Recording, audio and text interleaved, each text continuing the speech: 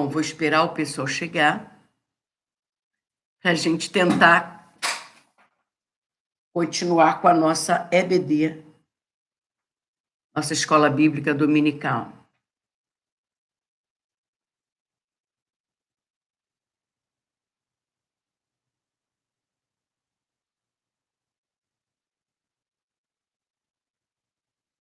Bom, já estamos ao vivo. Estamos aqui com a Amanda Mendes. Estou esperando o restante das pessoas que estavam conosco na outra live, né? Glorinha está aqui também. Estou esperando as outras pessoas. Isabel Regina. Tá difícil, né, minhas amadas? Quando a internet ela não está boa, a gente sofre um pouquinho, mas eu acredito que a gente vai conseguir sim fazer esta EBD em nome de Jesus. Glória a Deus, Marcinha já está aqui, Isabel Regina. Bom, nós estamos falando hoje sobre misericórdia. E misericórdia quer dizer compaixão, piedade, filantropia, amor, caridade. O mesmo que o homem se transbordando em amor, o homem sofrendo junto com o próximo. Não tem nada que agrade mais a Deus do que um coração amoroso, porque se nós somos seus seguidores, se nós somos cristãos, o que acontece é que nós temos que refletir a imagem e os sentimentos do nosso Cristo, né? Está aqui conosco o Gildo Almeida, fico muito feliz. Lindiami, Júlia, Leni, algumas pessoas já estavam conosco na live. Bom, eu li também Oséias 6,6, eu quero a misericórdia e não o sacrifício, porque o conhecimento de Deus é mais que os holocaustos. O que é o holocausto? O que é sacrifício? Deus está usando o profeta Oséias para falar com os judeus que valorizavam os cultos, as cerimônias religiosas, valorizavam sacrifícios, holocaustos, festas de lua nova, festa dos tabernáculos. Eles valorizavam as festas, mas não valorizavam a compaixão pelo próximo, o amor, a dedicação. Então, cerimônias religiosas, holocaustos, festas, sem amor e sem compaixão, não tem valor para Deus. O que ele está dizendo com esta passagem é: eu quero que vocês se amem, que vocês se perdoem e que não apenas me ofereçam sacrifícios. É claro que o sacrifício depois de Jesus não teve mais valor. Esse tipo de sacrifício, matar boi, matar cordeiro, para oferecer o sangue ao Senhor como símbolo de vida, como símbolo de perdão de pecado, queimar gordura como sinal de oração, de adoração, isso, depois de Jesus, foi extinto. Acabou. Hoje, nossa ligação com ele é imediata, pela fé, é gratuito. Agora, nesse tempo de Oséias, o povo oferecia sacrifício para Deus. E o que eles estavam fazendo não estava agradando ao Senhor. É o que Samuel falou para Saul: obedecer é melhor do que sacrificar. Estamos muito preocupados em ir para o monte, em fazer jejum, em dar oferta de sacrifício, estar em campanhas, né? Não pode faltar uma quinta-feira o culto da vitória. Isso é maravilhoso. Mas se não tiver amor e perdão, compaixão no coração, Deus não se agrada e não recebe. Quando a gente lê Isaías, capítulo 1, a gente vê ali o Senhor dizendo para o povo o seguinte: do que me adianta, do que me serve a multidão dos vossos sacrifícios? Eu não suporto mais culto misturado com pecado. Quando vocês estendem as mãos, eu escondo o meu rosto e não ouço as vossas orações. Ou seja, o que ele está dizendo aqui é forte. Ele está dizendo que não amar o próximo, maltratar o próximo, pichar o próximo, falar mal dele, denegrir sua imagem, é pecado. Ver o próximo precisando de ajuda e não chegar junto é pecado. Então ele está dizendo, eu não suporto mais culto misturado com pecado. Quando vocês estão nas reuniões solenes, com as mãos levantadas, eu escondo o meu rosto, e quando vocês oram, eu não ouço as vossas orações. Se vocês quiserem comer o melhor dessa terra e ter a minha presença com vocês, melhor vocês me obedecerem. É isso que diz em Isaías capítulo 1, que eu gosto muito dessa passagem, né? Todas as vezes que meu coração quer se encher de tristeza, de mágoa, de ressentimento, porque o dia a dia é assim. Nós, seres humanos, somos muito complicados. Nós estamos vivendo um período de cancelamento. As pessoas estão cancelando as outras com a maior facilidade. Não falou, não pensou, não viu como eu, não serve para ser meu amigo, não serve para trocar um dedinho de prosa. Então, nós estamos vivendo num tempo de intolerância. E não apenas dos sentimentos, como também religiosa, política. Se você tiver um time diferente do outro, é uma briga. Se você torce, se você luta por um partido diferente do outro, se torna inimigo. Você perde amigo, né? Então, essa coisa não agrada o Senhor. O único que ganha com isso é o diabo. Então, a palavra de hoje nos leva a refletir sobre esse assunto. Misericórdia é o coração sofrendo pelo outro. Às vezes a gente fala muito assim, ai, misericórdia, Senhor. Ai, misericórdia. Essa palavra já se tornou até um jargão. Quando, na verdade, ela é muito forte. O povo oferecia sacrifícios e cerimônias para conquistar o favor de Deus, mas o que Deus queria que eles fizessem, eles não faziam, que era amar e perdoar. Se você se achega a Deus com o coração amoroso, você recebe mais fácil a atenção de Deus. Então, que a partir de hoje, todas as vezes que o seu coração quiser se encher de mágoa, pensa nisso aqui. O único a perder com o coração cheio de mágoa vai ser você. Porque o único que tem prazer em cuidar de você te faz essa exigência. Amar o próximo. Cuidar. Não ser indiferente, não viver cancelando. Nós, cristãos, precisamos fazer a diferença. A misericórdia do povo para Deus era um breve espetáculo. Você sabe como é que os fariseus viviam? Se era para dar oferta, eles davam oferta de maneira que todos vissem, para que eles fossem exaltados. Se tivessem que dar esmola, eles davam nas praças para que todos pudessem ver. Então, a misericórdia que o povo judeu tentava passar chegava até Deus como um breve espetáculo.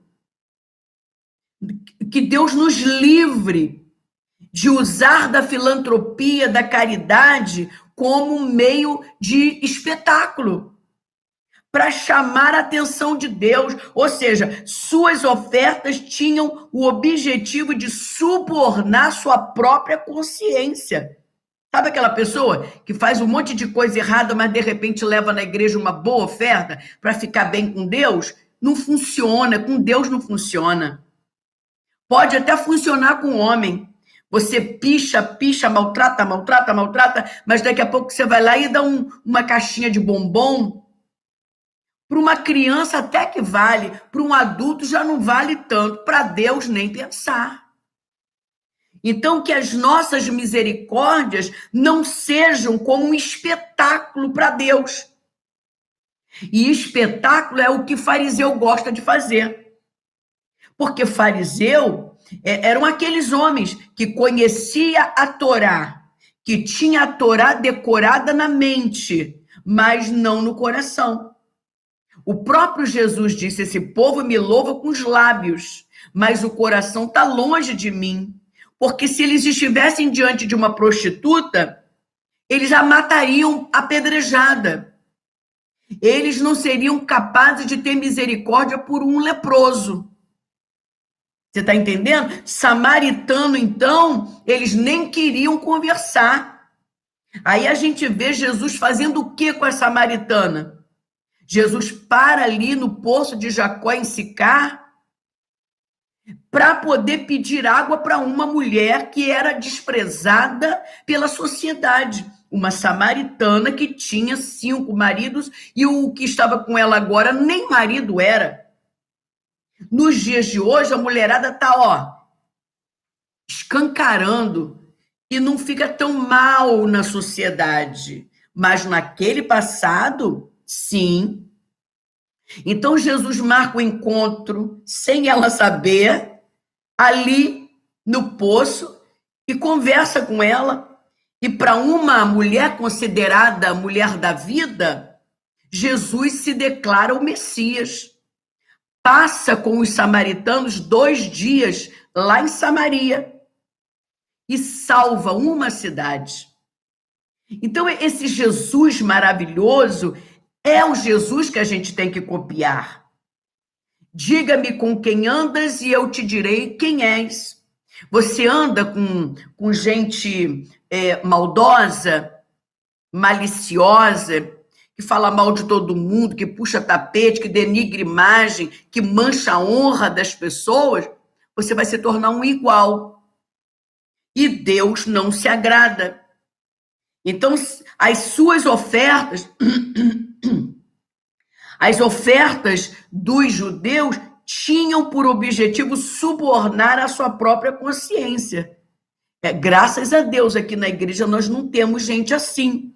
Mas existem muitas pessoas que vivem no adultério, na fornicação, que vivem de casa em casa, de celular, de zap em zap, denegrindo a imagem dos outros, mas sou dizimista fiel.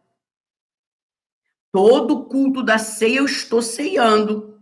Glória a Deus. Mas se vive uma vida paralela, pode até encantar os homens por causa do espetáculo, mas não vai encantar a Deus. Então, lá em Jeremias 7, 22, 23, que eu queria que você anotasse para ler depois, diz assim, dai ouvidos à minha voz, e eu serei o vosso Deus, e vós sereis o meu povo. Andai em todo o caminho que eu vos mandar, para que vos vá bem. Quem é que não quer ir bem? Ir bem no emprego, na família, com os amigos, no ministério, com os filhos, com a esposa.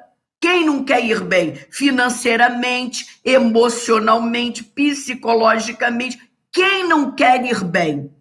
Todo mundo. Mas tem um mapa do tesouro. Dai ouvidos à minha voz e andem em todo o caminho que eu vos mandar. Então eu serei o Deus de vocês e vocês serão o meu Deus. Gente, quando eu leio a Bíblia, e ler Bíblia é algo que eu gosto de fazer, sabe? Eu não sou muito de ir à praia, de ir ao cinema, embora eu goste muito de ver um filme na televisão. Mas eu amo ler a Bíblia, porque a Bíblia me dá todas as diretrizes para uma vida boa.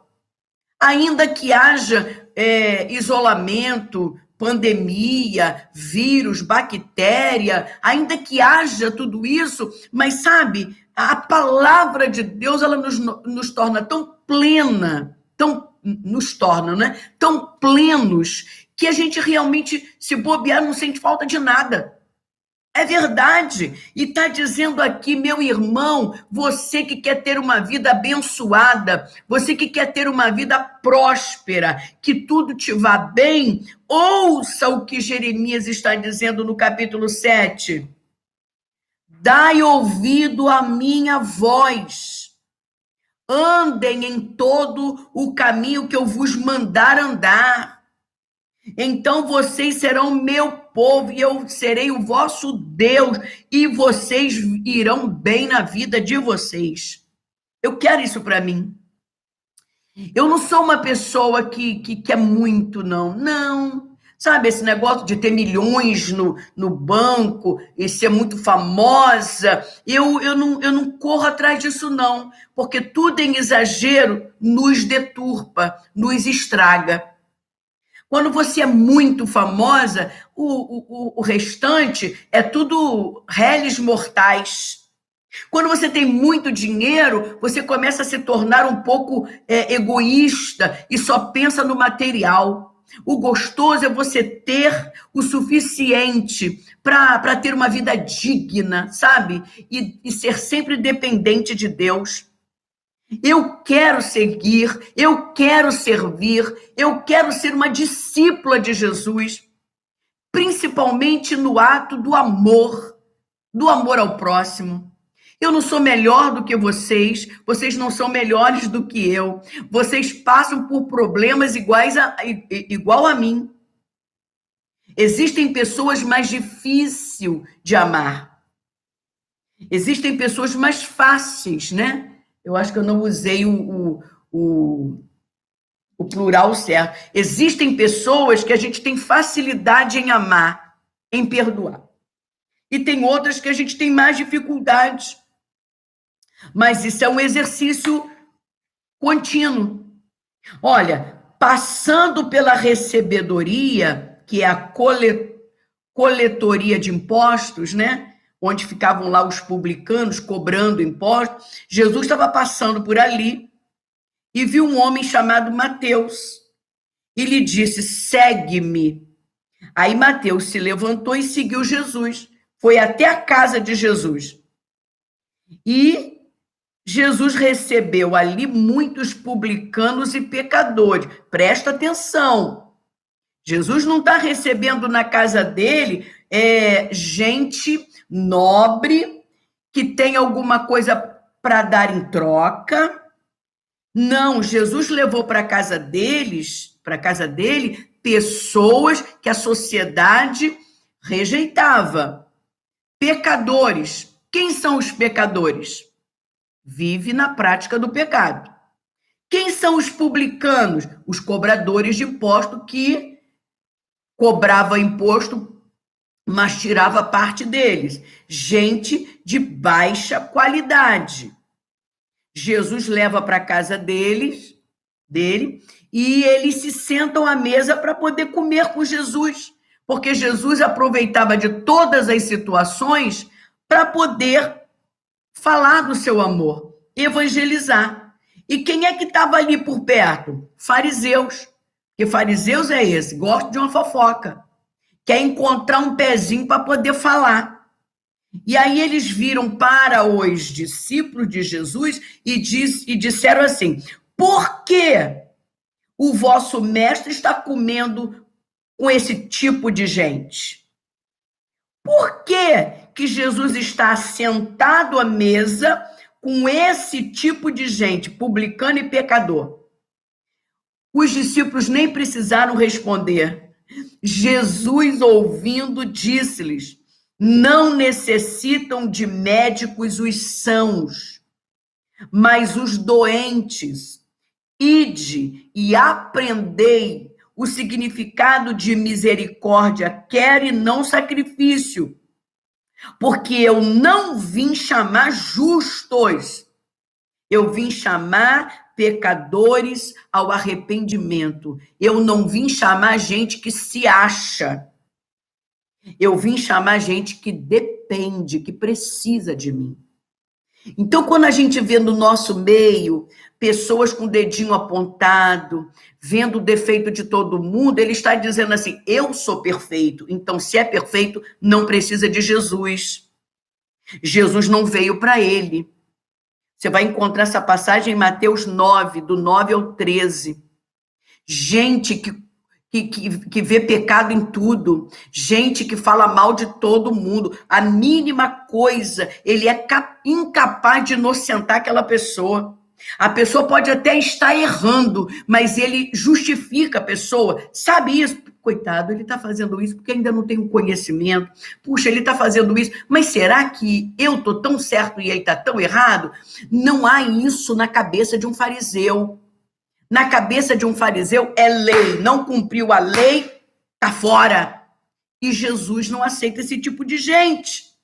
Eu vou repetir: misericórdia é compaixão, é sofrer junto com o próximo, é piedade, filantropia, é fazer alguma coisa sem querer em troca, é amor, é caridade. O cristão precisa exercer o ministério da caridade. Nós sabemos que a caridade, ela não salva, mas ela faz parte da salvação. É verdade. O espírita, eles acreditam que uma boa reencarnação se dá se você fizer boas obras. Então, ele vive fazendo boas obras. Como o crente, o evangélico, o cristão, o que segue a Bíblia, sabe que a salvação não é pelas obras, então ele esquece das obras. E está errado, porque a Bíblia diz que as boas obras acompanham a nossa fé. O que o Senhor espera de nós, senão que sejamos justos, bondosos e humildes? Você vai encontrar isso lá no livro de Miqueias, capítulo 6, do versículo 6 ao 8. O que o Senhor espera de nós, senão que sejamos justos, bondosos, humildes, piedosos? É mais fácil lidar com esse tipo de gente. Olha o que Joel diz lá no capítulo 2, versículo 13: rasguem o coração e não as vestes. Porque na época dos profetas, rasgar as vestes era sinal de humilhação diante de Deus, de quebrantamento. Hoje você vai para a igreja e você se quebranta na presença do Senhor pela fé. Ontem eu estava lá no culto dos jovens e eu estava vendo aqueles jovens, meu Deus, como eles gostam de buscar a presença do Espírito Santo, buscar poder de Deus. Estavam lá buscando a Deus. É como se eles estivessem rasgando as vestes. E Israel fazia isso, mas não amava. Criticava, via pecado em tudo. Então, Joel, usado pelo Espírito, ele diz assim: rasguem o coração. Sejam mais humildes, mais piedosos e não rasguem as vestes. Você está entendendo? Porque o religioso, ele quer ver cumprida a lei. Ele quer ver cumprida a palavra. Claro, cumprir a palavra é um dever de todos, mas existem pessoas que, de repente, vai dar uma escorregada ali, outra vai dar uma escorregadinha lá. E o que é o nosso papel? O nosso papel é levantar, dar a mão para a pessoa e puxar, ajudar, entender, inocentar. O que Jesus faz à destra de Deus hoje? Tá nos defendendo. E a gente merece alguma defesa? Você brigou com a tua esposa, você brigou com teu amigo, você está de mal, você está sem falar mais de um ano. E o que Jesus está fazendo à destra do Pai? Intercedendo, defendendo, inocentando. O que um advogado faz com um réu? Ele defende. Ainda que ele saiba que aquele réu cometeu erro, ele está sendo pago para defender e ele vai fazer das tripas coração para poder defender aquele réu. É o que Jesus faz conosco e é o que a gente tem que fazer com o nosso próximo. Ele está errado? Está errado sim, mas vamos, puxa, ele não devia ter feito isso, mas eu entendo ele, coitado, ele está passando por um momento difícil. Isso é difícil de ser humano fazer, né, gente? Porque a primeira coisa que a gente quer fazer é criticar. Jesus não faz isso. Outra coisa que Jesus fala, está registrada em João 6,2, trabalhem não pela comida que perece, mas pela comida que permanece para a vida eterna. Ou seja, muitos de nós, se não todos, a gente trabalha para poder trazer comida, para trazer uma televisão de não sei quantos, né? Eu nem sei falar mais, antigamente era polegada, hoje que acho que polegada ainda, de tantas polegadas, não, eu quero trocar o carro, não, eu quero fazer uma viagem, eu agora decidi que vou viver viajando. Gente, Jesus está dizendo assim, olha, trabalhem sim, mas não pela comida que perece. Isso aí é uma expressão, né? Que a gente tem que trabalhar para trazer a comida, sim, mas ele está dizendo que muito mais importante é trabalhar pela comida que permanece para a vida eterna. E se tem uma coisa que agrada a Deus, é o amor. Que a gente exerça mais isso.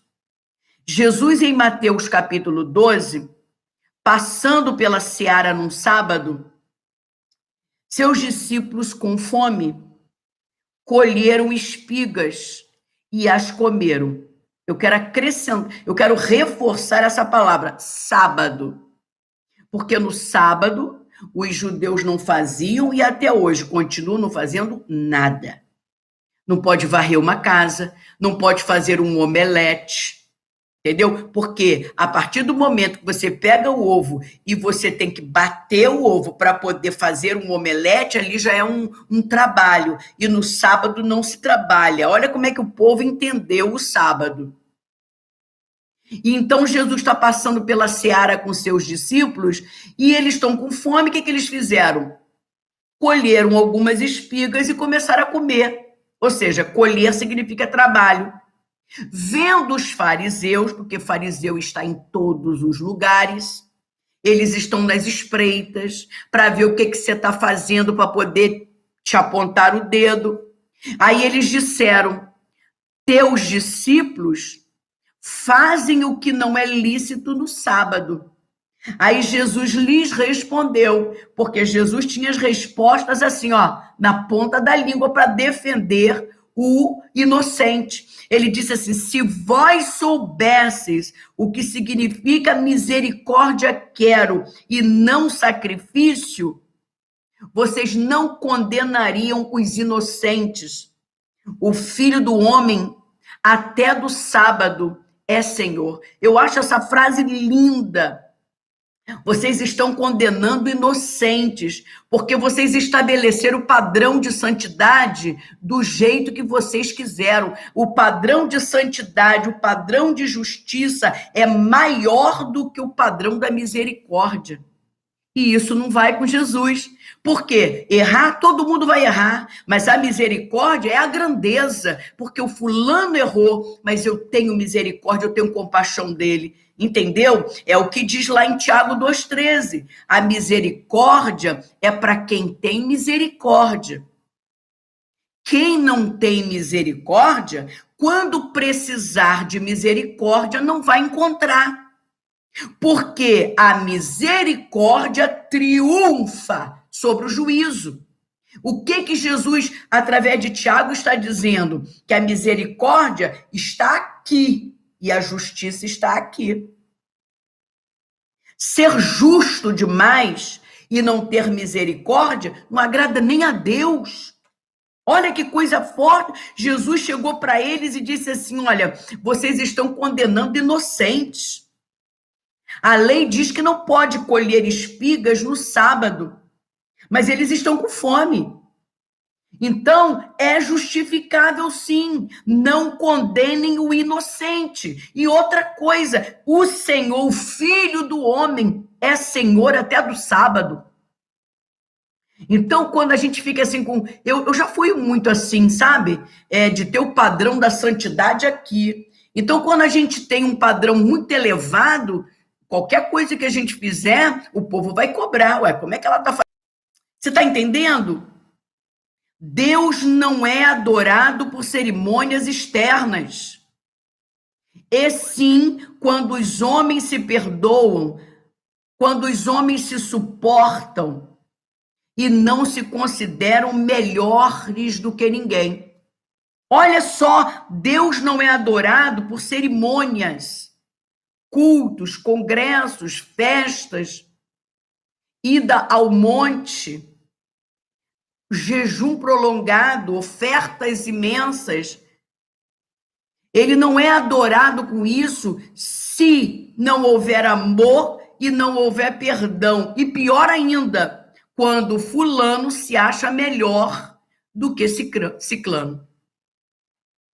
Jesus exorta quem santifica as cerimônias religiosas, mas recrimina o próximo. Quem considera pecaminoso aquilo que poderia facilmente ser defendido, perdoado. Isso é forte, gente. Gente, ó, toda vez que eu preparo a palavra para pregar numa igreja, para trazer um estudo, como eu cresço, como aquilo fala comigo, Leia, em nome de Jesus, eu falo comigo, sabe? Leia em nome de Jesus. Melhora o relacionamento com o próximo, porque é isso que agrada a Deus. Olha que coisa forte. Meu Deus, Jesus está exortando quem santifica os cultos, as cerimônias, as festas, as ordenanças, mas critica o próximo. Jesus está exortando quem considera pecaminoso aquilo que facilmente poderia ser defendido. Né? Ele errou, mas eu vou dar mais uma oportunidade. Ele errou, puxa, mas ele está passando por um momento difícil. E às vezes nem está, mas você justifica. É isso que Jesus faz conosco. Quando a gente vai para 1 João, capítulo 2, está dizendo ali, o sangue de Jesus nos purifica, nos inocenteia, né? É assim que se fala, inocenteia ou nos inocenta, né? Agora me deu um tilt aqui. De todo pecado. Você continua pecando, mas continua se arrependendo, pedindo perdão. E ele continua te perdoando, mesmo você não merecendo. É muito forte. E a gente não consegue fazer isso com o próximo. E para terminar, você conhece aquela passagem da mulher adúltera? Ela foi pega no ato adulterando. E na lei de Moisés, ela deveria morrer apedrejada. Então, aqueles fariseus, eles pegam a mulher, levam até Jesus e acusam. Foi pega no ato adulterando. A lei de Moisés manda apedrejar. E tu, o que dizes? Jesus estava agachado na areia escrevendo, e agachado na areia escrevendo continuou. Só disse uma frase: quem não tem pecado, que atire a primeira pedra. Jesus ali não está defendendo o erro, o adultério e o pecado. Ele só está incentivando a misericórdia. Ela está errada, sim. Mas vocês também estão, porque não tiveram misericórdia. Você está entendendo? Quem não tem pecado, atire a primeira pedra. Foi todo mundo embora. Ninguém podia apedrejar.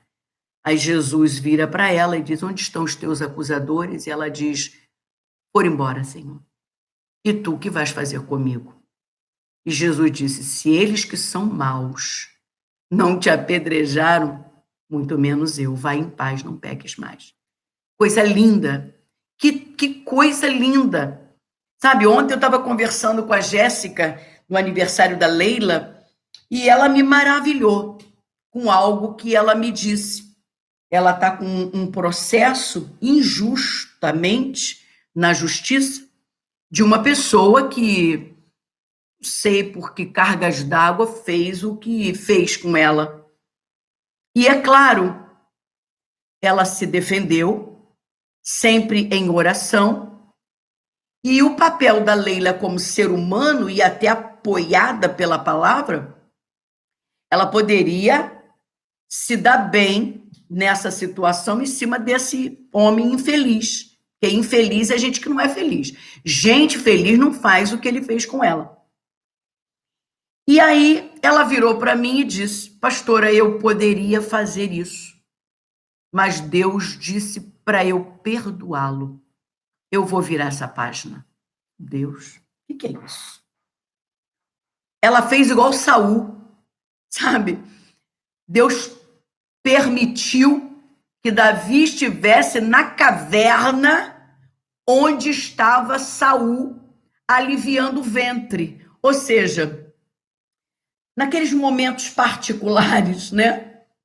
Estava lá, totalmente indefeso, totalmente vulnerável. Deus deu a Davi a oportunidade de até acabar com a vida daquele homem que estava tentando, desde os seus 17 anos, acabar com a vida dele. Então, o que Davi faz? Ele joga uma lança, mas bem longe de Saul, só para Saul vê-lo. Só para Saul saber que ele teve a oportunidade de acabar com a vida de Saul, mas ele não fez. Ele disse: quem sou eu para tocar no ungido do Senhor? Gente, esse tipo de gente cresce na presença de Deus. Você está entendendo? Quando a gente não paga o mal com o mal, mesmo tendo razão, mesmo sendo defendido pelas leis humanas. Então, o que aconteceu com a mulher adúltera, com a mulher samaritana, são exemplos de um coração que ama, que é o coração do nosso Senhor. E o último exemplo que eu trouxe para a gente entender um pouquinho de misericórdia é sobre Cornélio. Um homem piedoso, temente a Deus, fazia muitas esmolas, de contínuo orava a Deus, mas não era judeu. Era um centurião romano, era um gentio. E para aquele povo judeu, a salvação não veio para gentio, a salvação veio só para os judeus. Mas tem lá em Cesareia um homem chamado Cornélio que adora a Deus mesmo sem conhecer a Deus. E a Bíblia diz que o céu se moveu em favor dele. Certo dia, ele viu um anjo. Você vê, é como se Deus estivesse mandando um anjo na casa de uma pessoa que é de uma religião que a gente não professa. Mandou um anjo. E o anjo disse para Cornélio: as tuas orações e esmolas têm subido para a memória diante de Deus. O que quer dizer isso? Está lá no memorial. Está lá para ser lembrada por Deus. As tuas esmolas que você faz. Não é que você dá, você faz. Ou seja, tem mais dedicação, tem mais zelo. E as suas orações estão lá, na presença de Deus. E porque Deus se agradou, me mandou até você. As tuas orações e esmolas estão agradando a Deus. Você vê que não era a religião dele, não era o quanto de versículo que ele sabia de cor, não eram as belas pregações que ele fazia e nem os lindos cânticos que ele entoava, mas eram as esmolas e as orações. Estava lá, no memorial de Deus. Aí o anjo dá uma direção para Cornélio: envia homens a Simão Pedro, que está em Jope, e ele te dirá o que fazer. O que Jesus queria? Salvar Cornélio. E Cornélio não era só ele assim, não, era ele e a sua família. Você lê isso em Atos capítulo 10. Cornélio, piedoso, temente a Deus, ele e sua família. E fazia esmola e orava continuamente. Ou seja, ele devia fazer aquela reunião de família. Vamos orar, vamos buscar a presença de Deus. Quem sabe ele não se revela a nós também? E isso agradou a Deus. Aí Pedro estava orando no terraço da casa de Simão o curtidor, quando teve um arrebatamento de sentidos. Deus deu a ele uma visão e ele viu o céu aberto, um grande lençol atado pelas pontas, cheio de animais considerados imundos pelos judeus, porque judeu não come carne de porco, judeu não come animal com a pata fendida, não come se tiver não sei quantas asas, se não tiver não sei quantas perninhas, sabe? É muito trelelê. A comida do judeu ele é muito preparada, diferente de tudo que tem no mundo, né? Então ele estava lá e viu esse grande lençol preso pelas pontas, descendo na terra e cheio de animais que ele considerava imundo. Aí uma voz veio para ele dizendo: levanta-te, mata esses animais e come.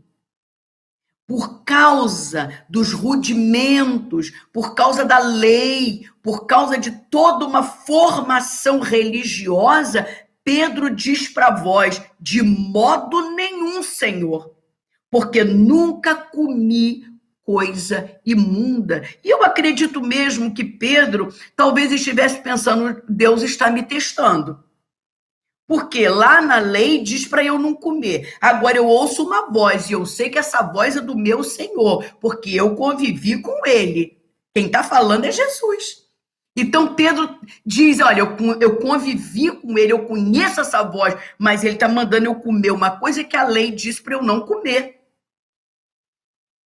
Aí a voz diz assim: ó, não chame, não considere imundo aquilo que o Senhor purificou. É imundo na lei, mas aqui é puro, é santificado, porque eu santifiquei. Meu Deus, o que é isso? Pedro estava dizendo que Cornélio era impuro, que a família de Cornélio era impuro, que ele não podia ter nenhum contato com pessoas que não fossem judias, porque senão ele estaria em pecado. E Deus está mandando o quê? Ele ter contato com essas pessoas, porque ele santificou. O Senhor santificou, separou para ele. E aí, enquanto está esse negócio, né, de Jesus e Pedro, come, não come, come, não come, aí nisso chegam os homens de Cornélios, porque o anjo falou: envia homens até Pedro. Aí ele foi, juntou os homens e mandou até Pedro. Aí quando eles chegam na casa de Simão o curtidor, onde Pedro está, aí Pedro ouve a voz do Senhor Jesus dizendo: vá com eles. E você já sabe o que acontece. Chegando lá, Pedro fica extasiado, porque não apenas Jesus mandou Pedro para evangelizar Cornélios e sua família, como o Espírito Santo desceu e batizou todo mundo com o Espírito Santo. Estava lá Cornélio, que talvez fosse considerado impuro, imundo, né? E agora Jesus santificando. Então, vamos parar com esse negócio de menosprezar os outros em detrimento da nossa santidade. A nossa santidade ela tem valor para Deus, entende? O nosso testemunho de vida tem valor para os homens. E o maior testemunho de vida é uma vida amorosa, uma vida piedosa, humilde, não condena ninguém. Nós estamos vivendo uma época que eu não estou entendendo, gente, eu já vou terminar, mas eu preciso falar sobre isso, sabe? Recentemente faleceu um dos maiores comediantes que esse Brasil já teve, né? Chamado Paulo Gustavo. Paulo Gustavo. Ele viveu de maneira que a gente não concordava, mas ele conquistou o coração de muita gente. É verdade. Ele tinha um palavreado que nós não concordamos, ele tinha um estilo de vida que nós não aprovamos, mas era um homem amoroso, fez muitas caridades.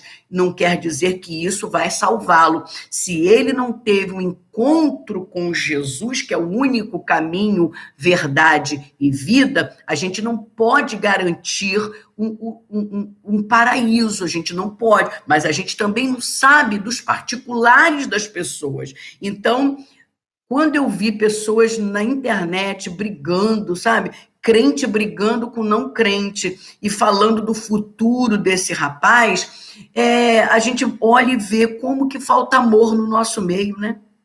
Pelo menos respeitar o luto da mãe que está sofrendo, dos amigos. Isso é hora de falar, isso é hora não, isso é assunto para se tecer? Não. A mesma coisa agora, uma brigaiada na internet para dizer que o MC Kevin foi para o céu, foi para o inferno, foi para o céu. Aí começa o povo com os dedos apontados. Eu não estou defendendo o pecado de ninguém, mas eu estou defendendo, sim, misericórdia. Cristão não tem direito de dizer quem vai e quem não vai para o céu. Embora pelos frutos a gente conheça a árvore, Deus não nos deu o direito de julgar.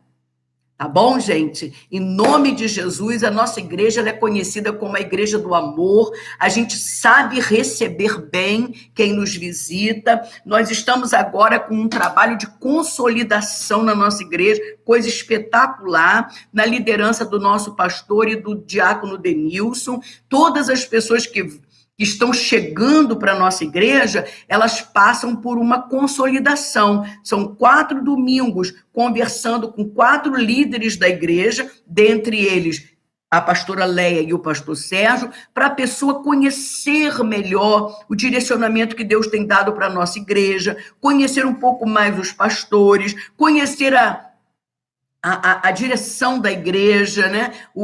A personalidade, a identidade da igreja. Está lindo, está maravilhoso esse trabalho. Os grupos de células já vão começar a funcionar. Já estamos com 9 células, não é isso, pastor Sérgio? Já estamos com 9 células, e a célula nada mais é do que um ponto de encontro para a gente fortalecer as nossas relações, para trazer pessoas que não conhecem Jesus. Tem gente que não quer vir à igreja, mas é capaz de aceitar um convite para ir na sua casa, para tomar um cafezinho, para comer um bolinho, ou mesmo tomar só um copo d'água. E ali o discipulador ter a oportunidade de levar Jesus até ele. Nossa igreja está trabalhando na orientação celular, né? Nós trabalhamos com o ID e toda a igreja precisa se envolver, porque não tem galardão maior do que para quem ama e para quem ganha almas, tá? Talvez a gente seja aquele crente que sentou no banco e vai no culto só de ceia e tá muito bom, ok? Foi salvo porque quem salva é Jesus,